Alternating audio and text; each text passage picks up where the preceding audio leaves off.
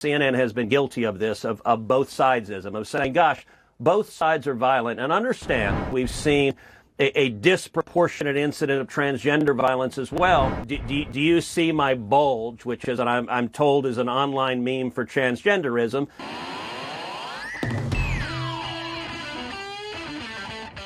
Let's watch a few clips from a Ted Cruz and Kaitlan exchange on CNN that quickly went off the rails about political violence and rhetoric. If you can, leave us a like on the video. It helps us out a ton, gives us a boost in the algorithm, and let's get right to the breakdown with some fact checks ready. He said the U.S. was going to designate Antifa as a terrorist organization. You and Senator Cassidy had actually introduced a resolution calling for that 1 year before.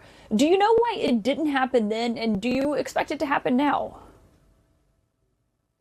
You know, I do think it's going to happen now, and I'm urging the Department of Justice and the FBI and the entire administration to do so. And more broadly, what I'm urging them to do, and at the hearing today, what I urge Director Patel to do, is follow the money. That much of this violence that we've seen is not organic, that there is real money that is funding it. You have to love how the right wing in this country and the response to their fascism are just like, well, yeah, let's just get rid of the anti-fascist guys. Let's make them terrorists. That way we don't have to tone down any of our fascism. Like, this is all insane to me. These people are saying, let us continue the bad stuff we've been doing that undoubtedly led us here, and only rid of those calling us out for doing it. That way we can get away with it for longer. Why is anyone falling for this? Why would anti-fascism be terrorists or terrorism? Can anyone answer these questions? These are the questions these clowns should be forced to answer when they try to peddle this conspiracy nonsense about Antifa funding, when Antifa isn't even an organized group, and the organized groups who do crime are far right, like the Proud Boys,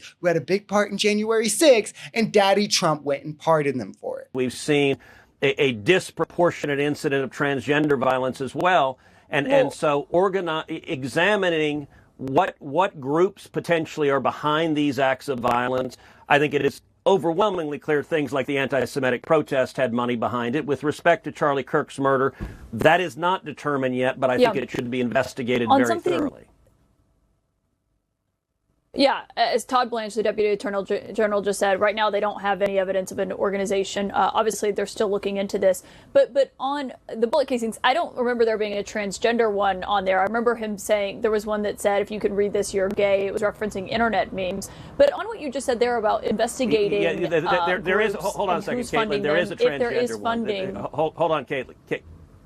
Caitlin, there is a transgender. Go ahead. There's a reference to... Do you see my bulge, which is, and I'm told is an online meme for transgenderism? And Director Patel testified that the murderer here was living with his romantic partner who was a transgender man transitioning to being a woman. I love how the right's evidence that this man is a leftist is that he had a trans partner when he dressed up in Groyper stuff for Halloween, grew up in a religious conservative family that he lived with until I think like 6 months ago, and he had intimate knowledge of guns, went to the gun range. It seems, and his parents said this in one of the pieces that have came out, that he recently became more pro-LGBTQ. I think they said pro-gay, pro-trans. He probably found this partner, fell in love with this trans person, the trans community of whom Charlie Kirk regularly slurs, degrades, dehumanizes, has calls for violence against, and more, thus making this more of a crime of passion of sorts, seeing it as a way to maybe defend his partner's honor. Obviously, to do something like this, you have to be a bit deluded as well, which, like, one, doesn't make it transgender violence. It's an unjustified response to Charlie's cruelty. And two, it's not political or left-wing motivated just because a trans person is involved. One, Blair White exists. Trans people are conservative too. Conservative people date trans people. Clearly, and we don't know like a for sure motive yet, but if anything, it's looking like it was motivated by the cruel and hateful rhetoric we see by the right, like Charlie Kirk against trans people, like we've been saying this whole time. You said that you believe that left-wing groups should be investigated. You want to know where the financing is coming from for protests. Do you believe that they should also be looking into right-wing groups as well, or do you believe it should only be limited to that? Look, I believe anyone engaged in acts of violence should be prosecuted and go to jail. But I will say there has been an enormous amount, and CNN has been guilty of this, of both sidesism, of saying, gosh, both sides are violent. And understand, Yes, there is some violence on both sides, but it is the left that overwhelmingly celebrates this. It is leftists that have been celebrating. You look at Blue Sky, and it is a cesspool of leftists celebrating the murder of Charlie Kirk. I mean, we've shown the stats time and time again. These people don't care to brazenly lie. You've all undoubtedly seen them if you've been on social media. It's not even close. Right-wing violence is far more prevalent, far more deadly, and at this point, far more normalized.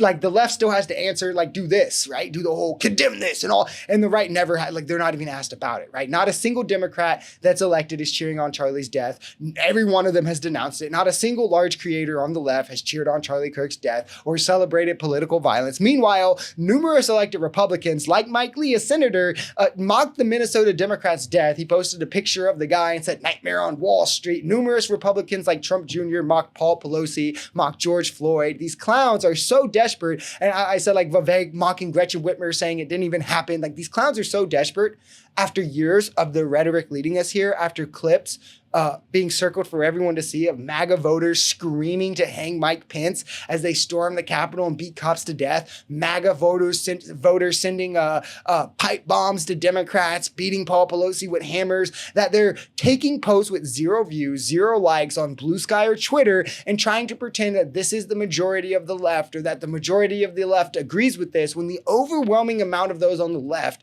are just like, nobody deserves to get killed, but that doesn't change the fact that Charlie Kirk is a piece of shit. I saw someone, I think it was Sean, shout out Sean, you're my guy, that commented something, and I might butcher the quote, but it was like, Charlie didn't deserve what he got, but he got what he thought other people deserved. And I think that that is a pretty telling statement.